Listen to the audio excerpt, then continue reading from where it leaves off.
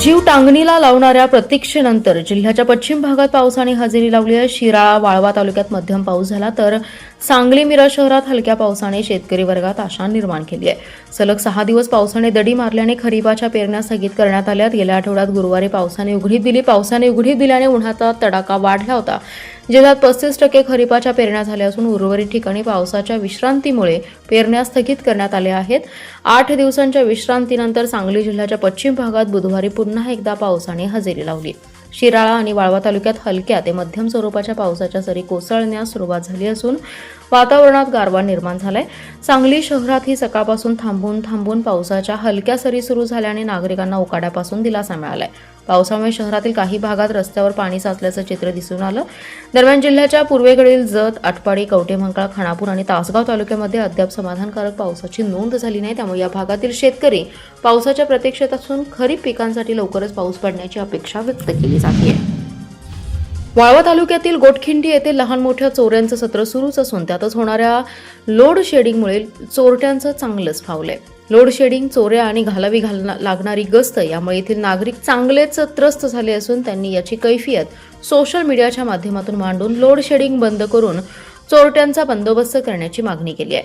श्री क्षेत्र मल्लिकार्जुन रोड, कोकाटेमळा येथे गेले 4 दिवस चोरट्यांनी धुमाकूळ घातलाय. त्यातच लोड शेडिंग यामुळे त्रस्त नागरिकांनी दिवसभर वीज पुरवठा बंद ठेवा पण रात्री मात्र लाईट चालू ठेवा अशी मागणी सोशल मीडियाच्या माध्यमातून सरपंच, उपसरपंच आणि संबंधित विभागाच्या कर्मचाऱ्यांकडे केली आहे. या मागणीचा व्हिडिओ त्यांनी लोड शेडिंगमुळे झालेल्या अंधारात मोटारसायकलच्या लाईटचा आधार घेऊन बनवलाय. या भागातील शेतकरी, शेतमजूर दिवसभर शेतात काम आणि रात्री चोरांच्या भीतीने जागरण यामुळे त्यांची तब्येत खालावली आहे. अबालवृद्ध महिला हातात काठ्या आणि बॅटऱ्या घेऊन गस्त घालतायत. कोकाटेमाळा येथे घराची कौले काढून चोरट्यांनी घरात शिरण्याचा प्रयत्न केलाय.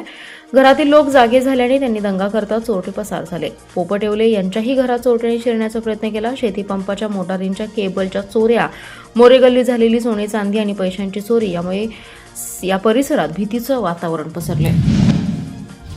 महावितरणकडून बसवण्यात आलेल्या स्मार्ट वीज मीटरमुळे सर्वसामान्य ग्राहकांना अवास्तव वीज बिले येत असून त्यांचा आर्थिक नियोजनावर मोठा परिणाम होतोय. स्मार्ट मीटरच्या माध्यमातून सुरू असलेली कथित लूट तात्काळ थांबवून हे मीटर बदलण्यात यावेत, अन्यथा जतसह संपूर्ण महाराष्ट्रात राज्यव्यापी आंदोलन छेडण्याचा इशारा चिकलगी भुयार मठाचे मठाधिपती तुकाराम बाबा महाराज यांनी दिलाय. वीज बिलांची उदाहरणे आणि संबंधित कागदपत्रे पत्रकारांसमोर तुकाराम बाबा महाराज यांनी सादर केली. त्यांनी सांगितलं की पूर्वी दरमहा सुमारे 1,600 ते 1,700 रुपये येणारं वीज बिल आता थेट 16,000 रुपयांपर्यंत पोहोचले. तसेच मागील 3 महिन्यांपासून पूर्णपणे बंद असलेल्या त्यांच्या बिस्लरी प्लांटचे 42,000 रुपयांचं वीज बिल आले. विशेष म्हणजे संबंधित प्रकल्पावर सौर ऊर्जा यंत्रणाही बसवण्यात आली असूनही बिलात कोणतीही घट न होता उलट मनमानी पद्धतीने बिल आकारण्यात आल्याचा आरोप त्यांनी केलाय. स्मार्ट मीटर बसवल्यानंतर प्रत्यक्ष वापरानुसार अचूक बिल मिळणं अपेक्षित असताना ग्राहकांना अवास्तव बिले का येतात असा प्रश्न उपस्थित करत त्यांनी महावितरणाच्या कार्यपद्धतीवर टीका केली आहे. ग्राहकांच्या वीज वापरात कोणताही मोठा बदल झालेला नसतानाही बिलात प्रचंड वाढ होत असल्याचं त्यांनी नमूद केलं. याबाबत महावितरणाकडे विचारणा केल्यावर घरातील लाईटची बिले बटणे सैल असतील अशी हास्यास्पद उत्तरे दिली जात असल्याचा हे आरोप त्यांनी केला. या संपूर्ण प्रकरणाची दखल घेऊन जिल्हाधिकाऱ्यांना निवेदन देण्यात येणार असून त्यानंतर राज्यव्यापी आंदोलन उभारण्यात येईल. या लढ्यात सर्व वीज ग्राहकांनी सहभागी व्हावं असं आवाहन त्यांनी केलंय. यावेळी जयदीप माने, दत्ता सावळे यांच्यासह संघटनेचे पदाधिकारी उपस्थित होते. महापालिकेच्या विकास कामांच्या थर्ड पार्टी ऑडिटसाठी केवळ पुणे येथील संस्थेवर अवलंबून न राहता स्थानिक शासकीय व निमशासकीय अभियांत्रिकी संस्थांना तांत्रिक तपासणीचे अधिकार द्यावेत अशी मागणी सांगली, मिरज व कुपवाड शहर महापालिका आणि इतर मक्तेदार संघटनेच्या वतीने महापौर आणि आयुक्तांकडे करण्यात आली. त्यांना या मागण्यांचं निवेदन देखील देण्यात आले. त्यात म्हटलंय की महानगरपालिकेच्या माध्यमातून शहरामध्ये विविध पायाभूत आणि विकास कामे अविरतपणे सुरू आहे. या कामांची गुणवत्ता आणि पारदर्शकता तपासण्यासाठी प्रशासकीय नियमानुसार थर्ड पार्टी लेखापरीक्षण करणं बंधनकारक आहे. या धोरणाचे आम्ही कंत्राटदार म्हणून नेहमी स्वागत करतो, परंतु सद्यस्थितीत हे थर्ड पार्टी ऑडिट करण्यासाठी आपल्या महापालिकेकडून केवळ पुणे येथील अभियांत्रिकी महाविद्यालय या एका संस्थेची नियुक्ती करण्यात आलेली आहे. या संस्थेकडे राज्यातील अनेक शासकीय आणि निमशासकीय संस्थांच्या कामांचे ऑडिट असल्याने कामाचा प्रचंड ताण आहे. त्यामुळे महापालिकेच्या कामांची प्रत्यक्ष जागेवर येऊन तांत्रिक तपासणी करणं आणि त्याचा अहवाल सादर करणं या विलंब लागतोय. त्यामुळे ठेकेदारांची बिले अडकून पडतात. त्यामुळे महानगरपालिकेच्या कामांचे थर्ड पार्टी ऑडिट करण्यासाठी सांगली परिसरातील आणि पश्चिम महाराष्ट्रातील नामांकित अभियांत्रिकी संस्थांना अधिकार द्यावेत अशी मागणी यावेळी करण्यात आली. कडेगाव पंचायत समितीची रिक्त पदे भरण्यात येतील, त्यासाठी पाठपुरावा करणार असून विकास कामांना निधी कमी पडणार नाही. वेगवेगळ्या स्तरांमधून निधी खेचून आणू, त्यासाठी मी सक्षम आहे. आपण तालुक्यातील जनतेच्या विकासाला प्राधान्य द्यावे अशा सूचना माजी मंत्री आमदार विश्वजित कदम यांनी दिल्या. कडेगाव पंचायत समितीमध्ये जिल्हा परिषद सदस्य, पंचायत समिती सदस्य आणि तालुक्यातील अधिकाऱ्यांच्या उपस्थितीत आयोजित आढावा बैठकीत ते बोलत होते. यावेळी शांताराम कदम, ऋषिकेश लाड, डॉक्टर जितेश कदम, डॉक्टर विजय महाडिक यांच्यासह सदस्य व अधिकारी उपस्थित होते. यावेळी बोलताना कदम म्हणाले, शासन स्तरावर खानापूर आणि कडेगाव या 2 विभागांच्या स्वतंत्र आकृती करून त्यानुसार रिक्त पदे भरणं आवश्यक आहे. त्यासाठी पाठपुरावा करून संबंधित रिक्त पदे भरण्यात येतील. रिक्त पदे, मंजूर पदे आणि आवश्यक पण मंजूर नसलेली पदे याबाबतचा अहवाल देण्याच्या सूचना त्यांनी यावेळी दिल्या. पंचायत समिती सदस्य, जिल्हा परिषद सदस्य, पदाधिकारी आणि अधिकारी यांनी जागरूकतेने काम करा. गावातील सरपंच, कार्यकर्ते आणि लोकांना विश्वासात घेऊन मूलभूत गरजा समजून घ्या. विकास कामांना निधी कमी पडणार नाही. वेगवेगळ्या स्तरातून निधी खेचून आणू. मी त्यासाठी सक्षम आहे. लोकांची कामे करा असं त्यांनी यावेळी सांगितलं. या ठिकाणी 4 वर्षे जनतेचे प्रतिनिधी नव्हते. प्रशासनाच्या जीवावर कामकाज सुरू होतं. या काळात काही अधिकाऱ्यांनी चांगलं काम केलं, परंतु काहींना आळस आलाय. आता विचारणारे लोक आलेत. ज्या लोकांनी या सदस्यांना निवडून दिले त्यांना जनतेला उत्तर द्यावं लागेल. विकासाची, चांगल्या कामाची स्पर्धा करा. लोकांच्या विश्वासाला पात्र राहून काम झालं पाहिजे असं त्यांनी स्पष्ट केलंय. खानापूर तालुक्यातील सर्वच बचत गटांना एकाच ब्रँड खाली आणून त्यांना मार्केटिंग सहित मोठ्या प्रमाणात व्यासपीठ मिळवून देणार असल्याचे प्रतिपादन आमदार सुहास बाबर यांनी केले.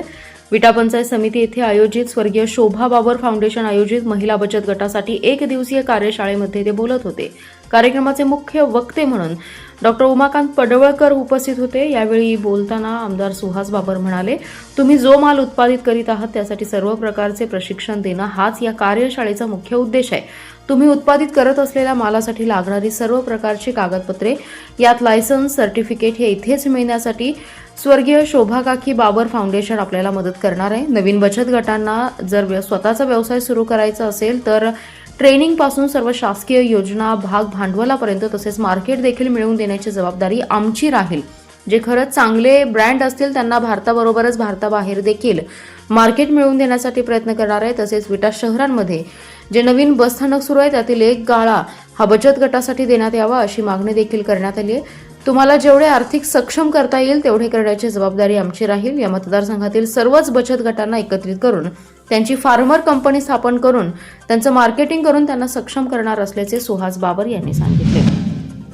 खानापूर तालुक्यातील बलवडी येथे कडेपूर बाजारपेठेत गांजा विक्रीसाठी निघालेल्या व्यक्तीला जेरबंद करत त्याच्याकडून अर्धा किलो गांजा जप्त केलाय.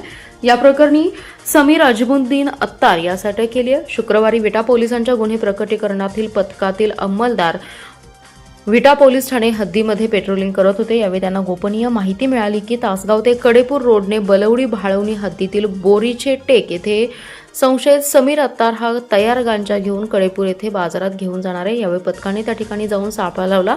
यावेळी दुचाकीवरून समीर अत्तार जात असताना पोलिसांना दिसला. त्यावेळी त्याला थांबवले आणि त्याची झडती घेतली असता त्याच्याजवळ गांजा मिळाला. ही कारवाई विटाचे पोलीस निरीक्षक धनंजय फडतरे यांच्या मार्गदर्शनाखाली विटा पोलिसांनी केली आहे. शिराळा नगरपंचायतीची सर्वसाधारण सभा पार पडली. यामध्ये शहराच्या सर्वांगीण विकासाशी संबंधित अनेक निर्णय घेण्यात आलेत. यामध्ये आगामी नागपंचमी उत्सवाच्या पार्श्वभूमीवर शहराचे सौंदर्य, वाहतूक सुलभता आणि सार्वजनिक सुरक्षता ही लक्षात घेऊन यंदाची नागपंचमी कमानीमुक्त नागपंचमी म्हणून साजरी करण्याचा ऐतिहासिक निर्णय सर्वानुमते घेण्यात आला. यावेळी नगराध्यक्ष नाईक यांनी आपल्या नगराध्यक्ष पदाच्या मानधनातून समाजातील गरजू रुग्ण, ज्येष्ठ नागरिक, दिव्यांग व्यक्ती तसेच आर्थिकदृष्ट्या दुर्बल कुटुंबांना मदत करण्यासाठी नगराध्यक्ष उत्तरदायित्व अभियान सुरू केले. या समाजहिताच्या उपक्रमाबद्दल नगरसेवक केदार नलवडे यांनी सभागृहात अभिनंदनाचा ठराव मांडला. तो सर्वानुमते मंजूर केला. नागपंचमी उत्सवादरम्यान आरोग्य, पाणीपुरवठा, दिवाबत्ती, स्वच्छता, बांधकाम आणि अग्निशमन अशा सर्व विभागांनी परस्पर समन्वयाने सुविधा उपलब्ध करून देण्याचं निश्चित करण्यात आलंय. पारंपरिक मिरवणुकांमध्ये सहभागी होणाऱ्या गाड्यांसाठी आकर्षक सजावट स्पर्धा आयोजित केली जाणार आहे. नगरपंचायतीमार्फत मिरवणुकांचे स्वागत केलं जाईल. तसेच उत्सवानिमित्त शहरात लावणारे डिजिटल बॅनर्स आणि फलक यासाठी नगरपंचायतीची पूर्व परवानगी अनिवार्य करण्यात आलेली आहे.